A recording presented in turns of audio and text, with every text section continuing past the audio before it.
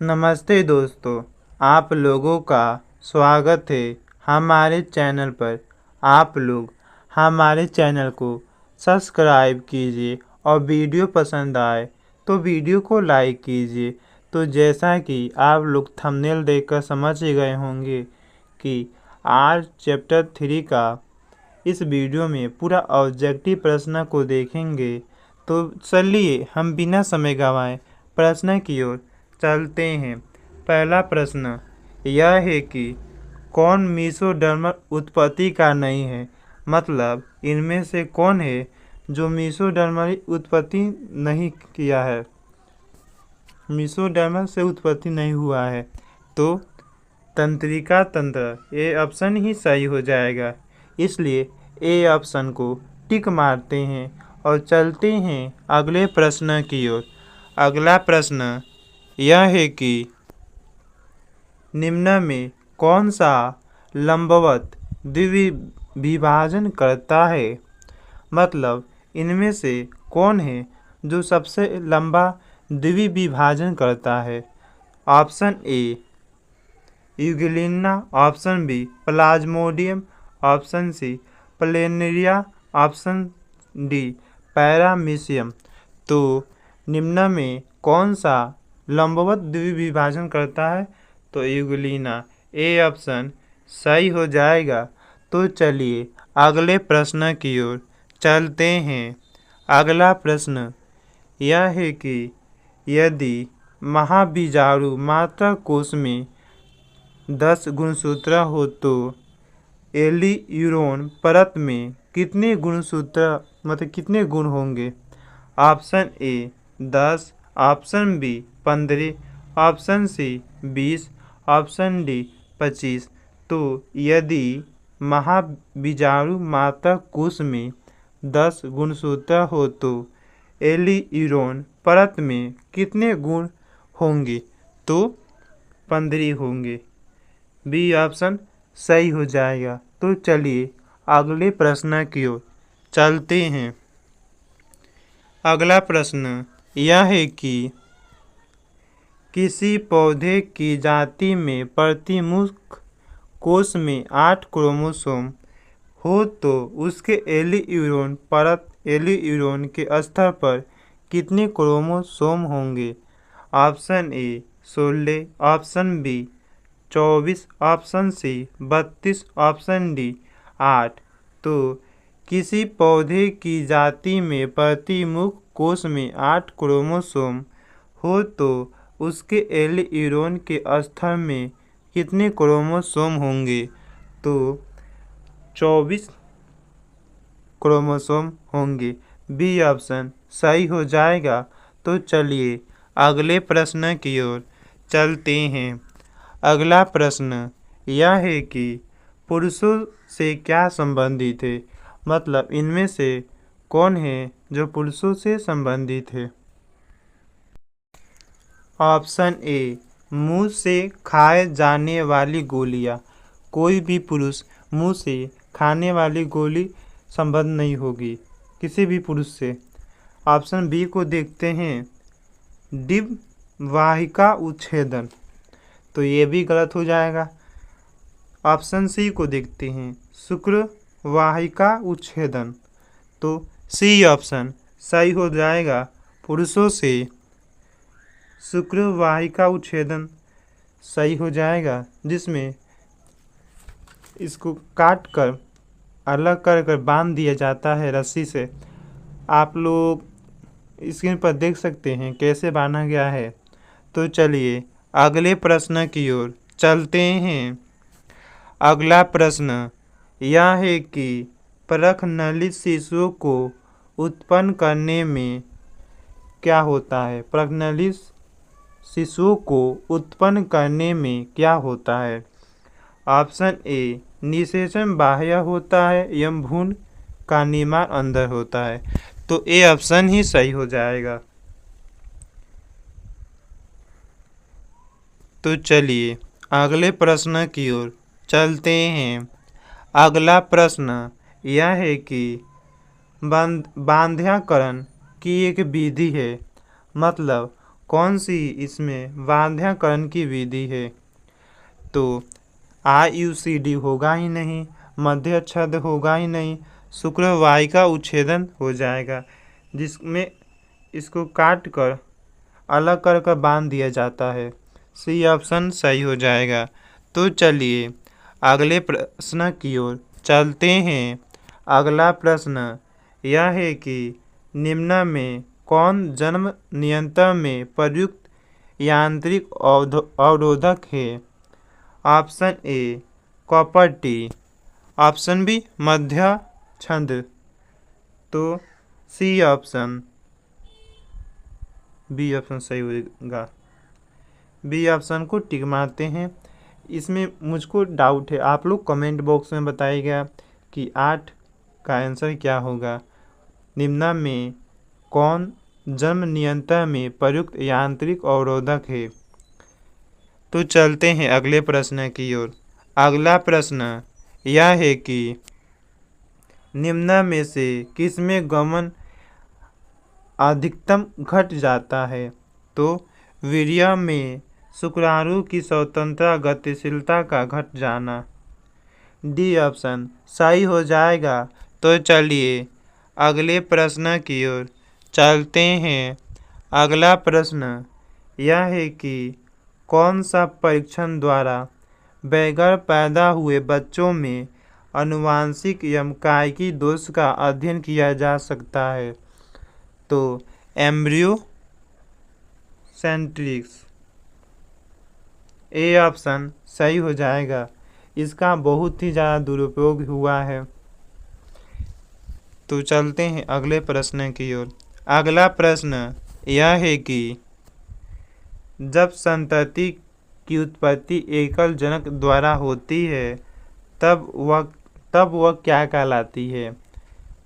Option A अलैंगिक जनन, इसमें 2 जनक भाग लेते हैं। ऑप्शन बी अलैंगिक जनन, मतलब इसमें एक जीव भाग लेंगे, इसलिए ए ऑप्शन बी ऑप्शन को सही मानते हैं। और चलते हैं अगले प्रश्न की ओर। अगला प्रश्न यह है कि मुकुलन द्वारा जनन किस में होता है? ऑप्शन ए ईस्ट में, ऑप्शन बी पैरामीशियम में, ऑप्शन सी पेनिसिलियम में, ऑप्शन डी इनमें से सभी। तो मुकुलन द्वारा जनन ईस्ट में होता है, ए ऑप्शन सही हो जाएगा। तो चलिए अगले प्रश्न की ओर।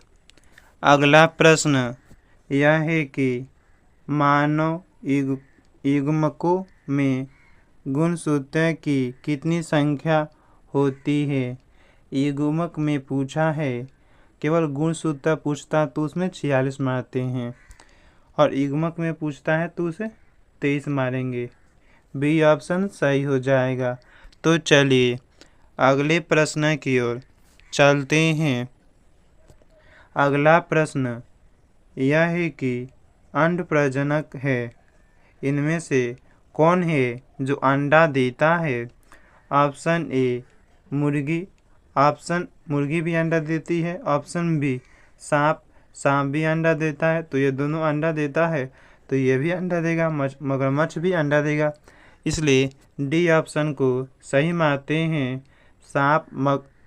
सांप मगरमच्छ मुर्गी तीनों अंडा देती है, इसलिए डी ऑप्शन सही हो जाएगा, इनमें से सभी।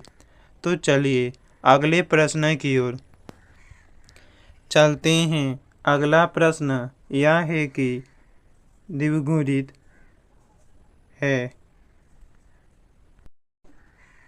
ऑप्शन ए अंड, ऑप्शन बी पराग, ऑप्शन सी ए और बी दोनों, ऑप्शन डी युग्मनज। तो इनमें से कौन द्विगुणित है? तो युग्मनज सही हो जाएगा, डी ऑप्शन। अगला प्रश्न यह है कि शुक्राणु जनन का नियंत्रण किसके द्वारा होता है? Option A oestrogen, option B एलेंस, option C androgen, option D इनमें से कोई नहीं। तो शुक्राणु जनन का नियंत्रण एंड्रोजन के द्वारा होता है। सी ऑप्शन सही हो जाएगा। तो चलिए अगले प्रश्न की ओर चलते हैं। अगला प्रश्न यह है कि एस्ट्रोजन का स्राव किसमें होता है? तो पिट्यूटरी ग्रंथि से होता है एस्ट्रोजन का स्राव। तो चलिए अगले प्रश्न की ओर चलते हैं। अगला प्रश्न यह है कि क्लीवेज के लिए क्या सही कथन है? ऑप्शन ए भ्रूण का आकार बढ़ता है। ऑप्शन सी कोशिका का आकार घटता है। ऑप्शन सी कोशिका का आकार बढ़ता है। ऑप्शन डी भ्रूण का आकार घटता है। तो क्लीवेज के लिए कोशिका का आकार घटता है। बी ऑप्शन सही हो जाएगा। तो चलिए अगले प्रश्न की ओर चलते हैं। अगला प्रश्न यह है कि सर्टोली कोशिका का नियंत्रण पिट्यूटरी के किस हार्मोन द्वारा होता है? Option A GH. Option B पोलिकिटिन। Option C LH. Option D FSH. तो सर्टोली कोशिका का नियंत्रण पिट्यूटरी के एलएच हार्मोन के द्वारा होता है। सी ऑप्शन सही हो जाएगा। तो चलिए अगले प्रश्न की ओर चलते हैं। अगला प्रश्न यह है कि शुक्राणु का अक्षीय तंतु किससे बनता है? ऑप्शन ए समीपस्थ वर्तुलिका का। ऑप्शन बी दूरस्थ वर्तुलिका का। ऑप्शन सी माइटोकॉन्ड्रिया का। ऑप्शन डी केंद्रक का। तो शुक्राणु का अक्षीय तंतु दूरस्थ वर्तुलिका का बनता है। बी ऑप्शन सही हो जाएगा। तो चलिए अगले प्रश्न की ओर और अगला प्रश्न HW है। इसका आंसर कमेंट बॉक्स में दीजिएगा। 21 का आंसर मानव में किस तरह का प्लेसेंटा पाया जाता है? तो चलते हैं अगले प्रश्न की ओर। अगला प्रश्न यह है कि किसकी अनुपस्थिति में निषेचन नहीं हो सकता? Option A sodium. Option B potassium. Option C calcium. Option D लोहा। तो किसकी अनुपस्थिति में निषेचन नहीं हो सकता? तो कैल्शियम की अनुपस्थिति में निषेचन नहीं हो सकता।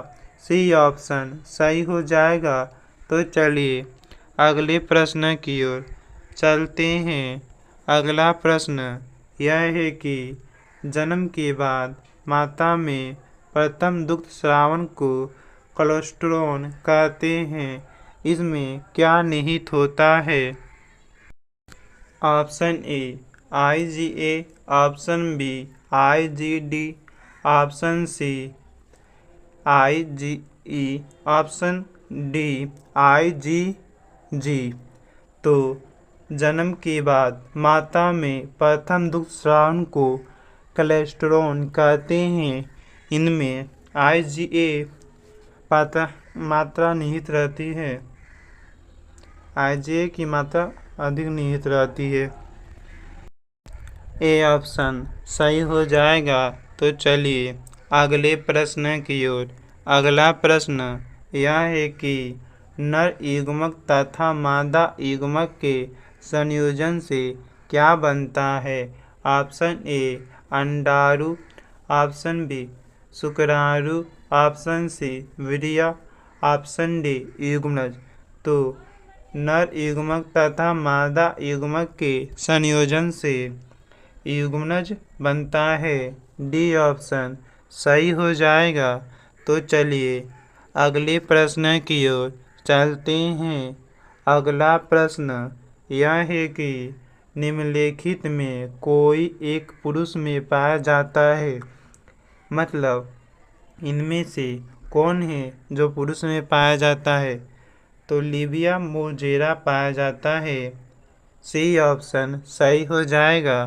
तो चलिए अगले प्रश्न की ओर चलते हैं। अगला प्रश्न यह है कि नर हार्मोन की उत्पत्ति कहाँ से होती है? ऑप्शन ए अंडाशय, ऑप्शन बी वृषण, ऑप्शन सी यकृत, ऑप्शन डी आमाशय। तो नर हार्मोन की उत्पत्ति वृषण से होती है। बी ऑप्शन सही हो जाएगा। तो चलिए अगले प्रश्न की ओर। अगला प्रश्न यह है कि स्तनधारियों में वृषण कोषों में उतरते हैं।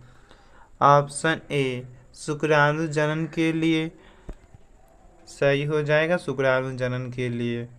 तो चलते हैं अगले प्रश्न की ओर। अगला प्रश्न यह है कि शुक्राणु अंडे के घेरे को घोलने के लिए एक एंजाइम युक्त पदार्थ उत्पन्न करता है। यह क्या कहलाता है?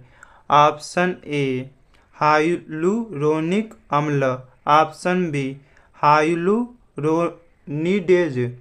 तो हाइलुरोनिडेज सही हो जाएगा। B option. तो चलिए अगले प्रश्न की ओर चलते हैं। अगला प्रश्न यह है कि इनमें से कौन जन्म दर नियंत्रण की शल्य विधि है? Option A tubectomy, option B vesicotomy, option C A और बी दोनों, ऑप्शन डी इनमें से कोई नहीं। तो इनमें कौन जन्म दर नियंत्रण की शल्य विधि है? तो ए और बी दोनों सही हो जाएगा, ट्यूबेक्टोमी तथा वेसेक्टोमी। तो चलिए अगले प्रश्न की ओर चलते हैं।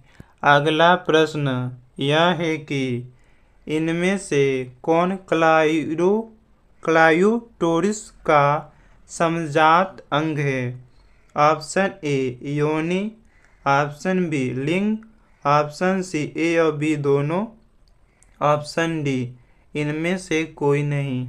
तो इनमें से कौन क्लायोटोरिस का समजात अंग है? तो लिंग। बी ऑप्शन सही हो जाएगा। तो चलिए अगले प्रश्न की ओर चलते हैं। अगला प्रश्न यह है कि मासिक चक्र पाया जाता है। ऑप्शन ए मनुष्य की मादा में, ऑप्शन बी स्तनधारी मादा में, ऑप्शन सी प्रीमेट के मादा में, ऑप्शन डी इनमें से कोई नहीं। तो मासिक चक्र प्रीमेट की मादा में पाया जाता है, इसलिए सी ऑप्शन सही हो जाएगा। तो चलिए अगले प्रश्न की ओर। अगला प्रश्न यह है कि इनमें से किसका स्वर उच्च पिच का मान अधिक होता है? ऑप्शन ए पुरुष, ऑप्शन बी स्त्री, ऑप्शन सी किन्नर, ऑप्शन डी इनमें से कोई नहीं। तो किसका स्वर उच्च पिच का मान होता है? तो स्त्री का। बी ऑप्शन सही हो जाएगा। तो चलिए अगले प्रश्न की ओर। अगला प्रश्न यह है कि मानव स्त्रियों में अंडे का निर्माण होता है। मतलब मानव स्त्रियां हैं, उनमें अंडे का निर्माण कहाँ होता है? ऑप्शन ए गर्भाशय में। गर्भाशय में होगा नहीं, क्योंकि गर्भाशय में शिशु का जन्म मतलब शिशु बड़ा होता है। ऑप्शन बी फिलोपियन नली में। यह भी गलत हो जाएगा। फिलोपियन नली में शुक्राणु और अंडाणु का निषेचन होता है। Option C ovarian follicle. Ovarian follicle सही हो जाएगा। इसी में अंडे का निर्माण होता है। सी ऑप्शन सही हो जाएगा। अगला प्रश्न यह है कि शुक्राणु जनन का नियंत्रण किसके द्वारा होता है। Option A androgen, option B oestrogen, option C LH, option D इनमें से कोई नहीं। तो शुक्राणु जनन का नियंत्रण किसके द्वारा होता है, तो एंड्रोजन के द्वारा होता है। ए ऑप्शन सही हो जाएगा। तो चलिए अगले प्रश्न की ओर चलते हैं। अगला प्रश्न यह है कि एकोसम निम्नलिखित में से किसका संभाग है। ऑप्शन ए गोल्जी का, ऑप्शन सी मानव शुक्राणु का मध्य भाग, ऑप्शन बी मानव शुक्राणु का शीर्ष भाग, ऑप्शन डी इनमें से कोई नहीं। तो एक्रोसोम मानव शुक्राणु का शीर्ष भाग होता है। सी ऑप्शन सही हो जाएगा।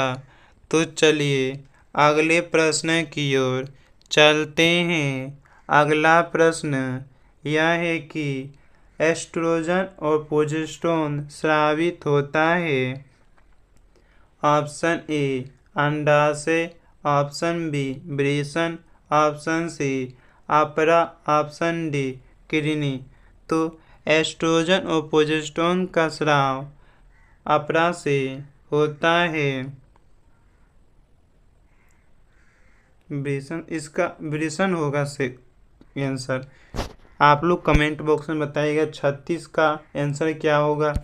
और मैंने पिछले भी बताया था, पिछले क्वेश्चन में भी, उसका भी आंसर आप लोगों को बताना है कमेंट बॉक्स में। तो चलिए अगले प्रश्न की ओर चलते हैं। अगला प्रश्न यह है कि एकोसोम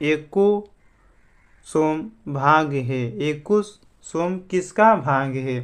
ऑप्शन ए डीएनए का, ऑप्शन बी आरएनए का, ऑप्शन सी शुक्राणु का, ऑप्शन डी इनमें से सभी का। तो एक्रोसोम शुक्राणु का भाग होता है। सी ऑप्शन सही हो जाएगा। तो चलिए अगले प्रश्न की ओर चलते हैं। अगला प्रश्न यह है कि ग्रीवा किसमें पाया जाता है। तो ग्रीवा गर्भाशय के बॉडी योनि के बीच में पाया जाता है। सी ऑप्शन सही हो जाएगा। तो चलिए अगले प्रश्न की ओर चलते हैं।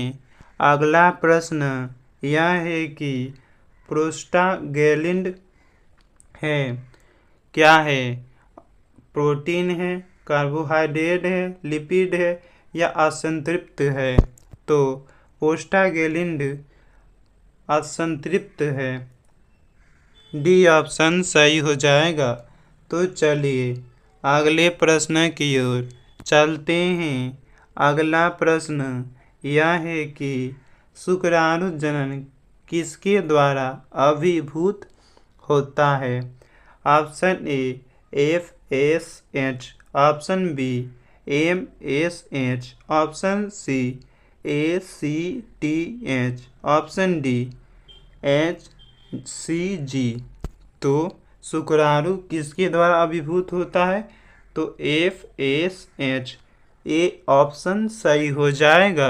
तो चलिए अगले प्रश्न की ओर चलते हैं। अगला प्रश्न यह है कि शुक्राणु जनन द्वारा एक प्राथमिक शुक्राणु कोशिका से कितने शुक्राणु बनते हैं। Option A 1, option B 4, option C 16, option D 32। तो शुक्राणु जनन द्वारा एक प्राथमिक शुक्राणु कोशिका से कितने शुक्राणु बनेंगे। तो 4 बनेंगे। बी ऑप्शन सही हो जाएगा। तो चलिए अगले प्रश्न की ओर चलते हैं। अगला प्रश्न यह है कि मासिक धर्म के आरंभ से स्रावित होने वाले हार्मोन के क्रम हैं। मतलब मासिक धर्म के आरंभ से स्रावित होने वाले हार्मोन के क्रम हैं। Option A FSH, progesterone oestrogen. Option B oestrogen FSH progesterone. Option C FSH oestrogen progesterone. Option D oestrogen progesterone FSH। तो मासिक धर्म के आरंभ से स्रावित होने वाले हार्मोन के क्रम FSH oestrogen progesterone. C option सही हो जाएगा। तो चलिए अगले प्रश्न की ओर चलते हैं। अगला प्रश्न यह है कि भ्रूण की 16 कोशिकीय अवस्था कहलाती है। Option A morula, option B blastomere, option C blastula, option C gastrula. तो भ्रूण की 16 कोशिकीय अवस्था मोरुला कहलाती है। ए ऑप्शन सही हो जाएगा। तो चलिए अगले प्रश्न की ओर चलते हैं। अगला प्रश्न यह है कि मानव प्लेसेंटा होता है। तो मानव प्लेसेंटा हीमोकोरियल होता है। ए ऑप्शन सही हो जाएगा। तो चलिए अगले प्रश्न की ओर चलते हैं। अगला प्रश्न यह है कि प्लेसेंटा के द्वारा ऑप्शन ए भ्रूण माँ के नाभि रज्जु से जुड़ा होता है। ऑप्शन बी भ्रूण को माँ का रक्त प्रदान किया जाता है। ऑप्शन सी भ्रूण माँ के रक्त से पोषण प्राप्त करता है। ऑप्शन डी भ्रूण झिल्लियों द्वारा घिरा होता है। तो प्लेसेंटा के द्वारा भ्रूण माँ के रक्त से पोषण प्राप्त करता है। सी ऑप्शन सही हो जाएगा। तो चलिए अगले प्रश्न की ओर चलते हैं। अगला प्रश्न यह है कि गैमेट निर्माण को कहते हैं। तो गैमेट निर्माण को गैमेटोजेनेसिस कहेंगे। ए ऑप्शन सही हो जाएगा। तो चलिए अगले प्रश्न की ओर चलते हैं। अगला प्रश्न यह है कि नेत्र लेंस बनता है। नेत्र लेंस किसका बना होता है। Option A ectoderm, option B mesoderm, option C endoderm, option D ectoderm तथा मेसोडर्म। तो नेत्र लेंस एक्टोडर्म का बना होता है। ए ऑप्शन सही हो जाएगा।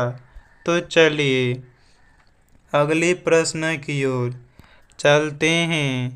अगला प्रश्न यह है कि विकासित शुक्राणु को पोषण किससे मिलता है। ऑप्शन ए अंतःकोशिकीय कोशिका से, ऑप्शन बी स्पर्मेटोगोनेसिस गोनियम से, ऑप्शन सी शुक्राणु कोशिका से, ऑप्शन डी सटोली कोशिका से। तो विकासित शुक्राणु को पोषण सटोली कोशिका से मिलता है। डी ऑप्शन सही हो जाएगा। तो चलिए अगले प्रश्न की ओर चलते हैं। अगला प्रश्न यह है कि भ्रूण विज्ञान के जनक कौन हैं। तो भ्रूण विज्ञान के जनक अरस्तु हैं। सी ऑप्शन सही हो जाएगा। तो चलिए अगले प्रश्न की ओर। अगला प्रश्न यह है कि अंडा के कोशिका द्रव में क्या नहीं होता है। Option A ribosome, option B mitochondria कलम, ऑप्शन सी गोल्जी निकाय, ऑप्शन डी सेंट्रीसोम। तो अंडा के कोशिका द्रव में सेंट्रीसोम नहीं होता है, इसलिए डी ऑप्शन सही हो जाएगा। तो चलिए अगले प्रश्न की ओर चलते हैं। अगला प्रश्न यह है कि प्रोजेस्टेरोन कैंसर के लिए प्रयुक्त प्रतीक एंजाइम क्लिनिकल जांच के कौन सा है? तो अक्षीय फास्फेटेज बी ऑप्शन सही हो जाएगा। तो चलिए अगले प्रश्न की ओर चलते हैं।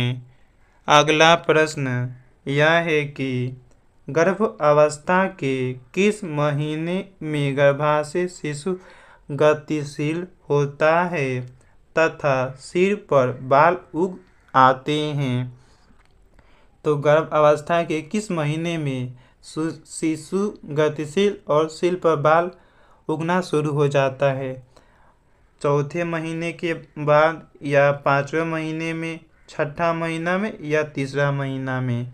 तो गर्भ अवस्था के पाँचवें महीने के बाद शिशु गतिशील होता है और सिर पर बाल उगना शुरू हो जाते हैं पाँचवें महीने में। तो चलते हैं अगले प्रश्न की ओर। अगला प्रश्न यह है कि अंडाशय के नज़दीक का फैलोपियन ट्यूब का भाग है? तो एस्थमस ए ऑप्शन सही हो जाएगा। तो चलिए अगले प्रश्न की ओर चलते हैं। अगला प्रश्न यह है कि एटम किसकी गुहा है? ऑप्शन ए अंडाशय के, ऑप्शन बी ग्रेफियन पुटिका, option C blastula, option D gastrula. तो एटम ग्राफियन पुटिका का गुहा है, बी ऑप्शन सही हो जाएगा। तो चलिए अगले प्रश्न की ओर चलते हैं। अगला प्रश्न यह है कि स्त्री में किस हार्मोन से प्रतिक्रिया के कारण द्वितीयक लैंगिक लक्षण विकसित होते हैं? Option A relaxin progesterone, oestrogen, gonadotropin. तो स्त्री में किस हार्मोन से प्रतिक्रिया के कारण द्वितीयक लैंगिक लक्षण विकसित होते हैं? तो एस्ट्रोजन, सी ऑप्शन सही हो जाएगा। तो चलिए अगले प्रश्न की ओर चलते हैं। अगला प्रश्न यह है कि विखंडन समसूत्री विभाजन से अलग होता है किस मायने में? यह शरीर की सभी कोशिकाओं में होता है या गैमेटों में होता है? इसमें इंडिकल पुत्री कोशिका बनता है या सिर्फ अकोशिकारू अकेशरुखी में होता है? अकोशिकीय होगा मान लीजिए कुछ भी। तो विखंडन समसूत्री विभाजन से अलग होता है किस मायने में? तो यह जाइगोट में होता है, बी ऑप्शन सही हो जाएगा। तो चलिए अगले प्रश्न की ओर चलते हैं। अगला प्रश्न यह है कि मादा औरत में निषेचित अंडे का प्रतिस्थापन गर्भाशय में कब होता है? जो शुक्राणु और अंडाणु मिलकर निषेचन हो जाता है, उसके बाद अंडा बनता है। अंडा कब गर्भ में जाता है? कब और मादा के गर्भ में जाता है? निषेचन के 2 महीने के बाद, निषेचन के 1 महीने के बाद, निषेचन के 3 सप्ताह बाद या निषेचन के 7 दिन बाद? तो निषेचन के 7 दिन बाद निषेचित अंडा गर्भावस्था में प्रतिस्थापन करता है, डी ऑप्शन सही हो जाएगा। तो चलिए अगले प्रश्न की ओर चलते हैं। अगला प्रश्न यह है कि लेंस एवं रेटिना कोशिरुखी का किससे बनता है? Option A ectoderm, option B endoderm, option C ectoderm एवं एंडोडर्म दोनों से, ऑप्शन डी मेसोडर्म। तो लेंस एवं रेटिना का कोशिरुखी का किससे बनता है? तो एक्टोडर्म का ए ऑप्शन सही हो जाएगा। तो चलिए अगले प्रश्न की ओर चलते हैं। अगला प्रश्न यह है कि पाचन तंत्र, यकृत एवं श्वसन नली किससे बनता है? तो एंडोडर्म से। सी ऑप्शन सही हो जाएगा। तो चलिए अगले प्रश्न की ओर चलते हैं। अगला प्रश्न यह है कि निम्नलिखित में एक को छोड़कर सभी मेसोडर्म से निर्मित है। मतलब इनमें से कौन है जो मेसोडर्म से उत्पत्ति नहीं हुआ है? ऑप्शन ए मांसपेशिया तंत्र, ऑप्शन बी तंत्रिका तंत्र, ऑप्शन सी परिवहन तंत्र, ऑप्शन डी जननांग। तो निम्नलिखित में से कौन एक को छोड़कर सभी मेसोडर्म से निर्मित थी? तो तंत्रिका तंत्र। तो चलिए अगले प्रश्न की ओर चलते हैं। अगला प्रश्न यह है कि हीमोकोरियल प्लेसेंटा पाया जाता है। ऑप्शन ए सशक में, ऑप्शन बी कुत्ता में, ऑप्शन सी घोड़ा में, ऑप्शन डी मनुष्य में। तो हीमोकोरियल प्लेसेंटा मनुष्य में पाया जाता है। डी ऑप्शन सही हो जाएगा। तो चलिए अगले प्रश्न की ओर चलते हैं।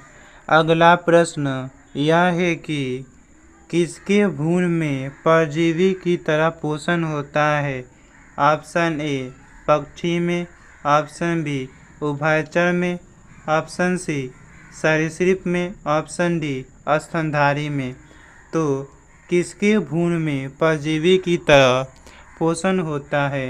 तो स्तनधारी में। डी ऑप्शन सही हो जाएगा। तो चलिए अगले प्रश्न की ओर चलते हैं। अगला प्रश्न यह है कि गर्भाधान अवधि है।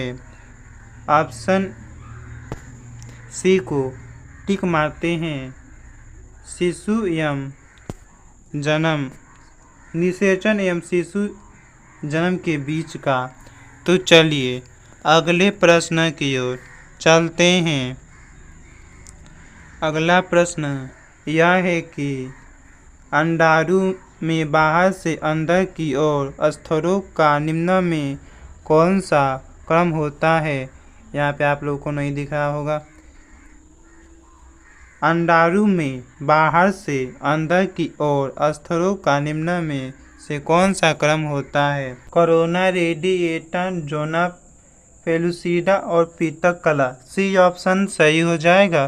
तो चलिए अगले प्रश्न की ओर। अगला प्रश्न यह है कि गर्भ की प्रथम गति तथा इसके सिर पर बालों की उपस्थिति पर्याप्त गर्भ अवस्था के किस माह के दौरान अनुभव होती है? ऑप्शन ए चौथे माह, ऑप्शन बी पाँचवें माह, ऑप्शन सी छठे माह, ऑप्शन डी तीसरे माह। तो गर्भ के कितने महीने बाद सिर पर बालों का उगना देखा जा सकता है? तो 5वें महीने के बाद। बी ऑप्शन सही हो जाएगा। तो चलिए अगले प्रश्न की ओर चलते हैं। अगला प्रश्न यह है कि शरीर के बाहर होने वाले निषेचन को क्या कहते हैं? Option A in vitro, option B in vivo, option C A और बी दोनों, ऑप्शन डी इनमें से कोई नहीं। तो शरीर के बाहर होने वाले निषेचन को इन विट्रो कहेंगे।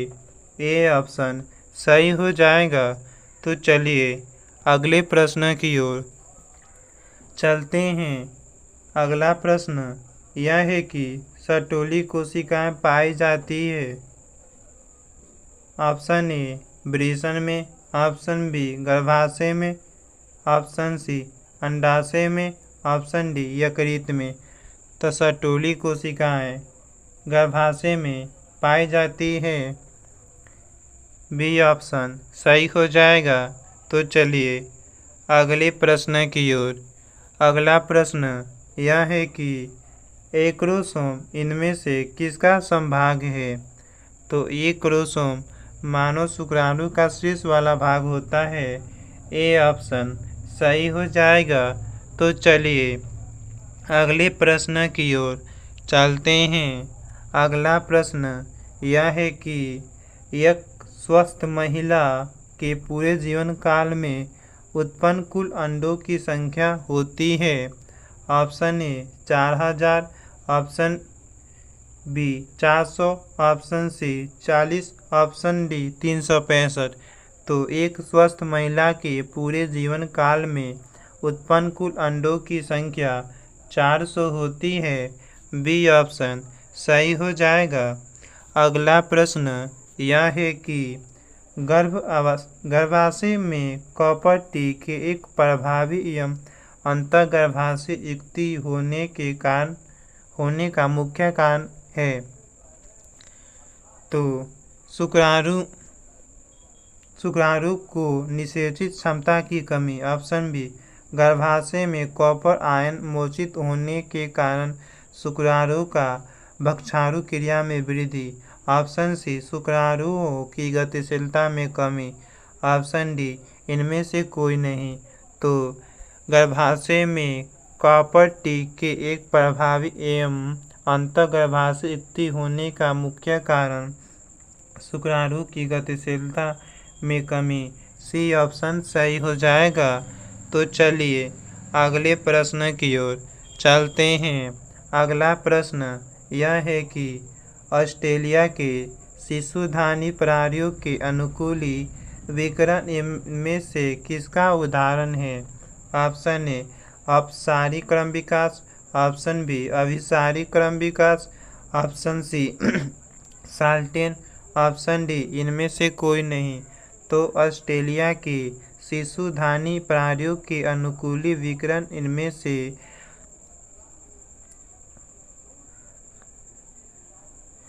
अपसारी क्रम विकास होगा। ये ऑप्शन सही हो जाएगा। तो चलिए अगले प्रश्न की ओर चलते हैं। अगला प्रश्न यह है कि अंडोत्सर्ग एवं कॉपर ल्यूटियम के विकास के लिए उत्तरदायी हार्मोन कौन सा है। Option A FSH, option B LHC, option C LTH, option D ICSH। तो अंडोत्सर्ग एवं कॉपर ल्यूटियम के विकास के लिए उत्तरदायी हार्मोन LHC होता है। बी ऑप्शन सही हो जाएगा। तो चलिए अगले प्रश्न की ओर। अगला प्रश्न यह है कि वाथोलिन की ग्रंथि होती है तो योनि के किनारों पर की होती है। बी ऑप्शन सही हो जाएगा। तो चलिए अगले प्रश्न की ओर। अगला प्रश्न यह है कि मासिक चक्र की अवस्था जो 7 से 8 दिनों पर समाप्त होती है कहलाती है। तो पुटिकीय प्रवस्था कहलाती है। डी ऑप्शन सही हो जाएगा।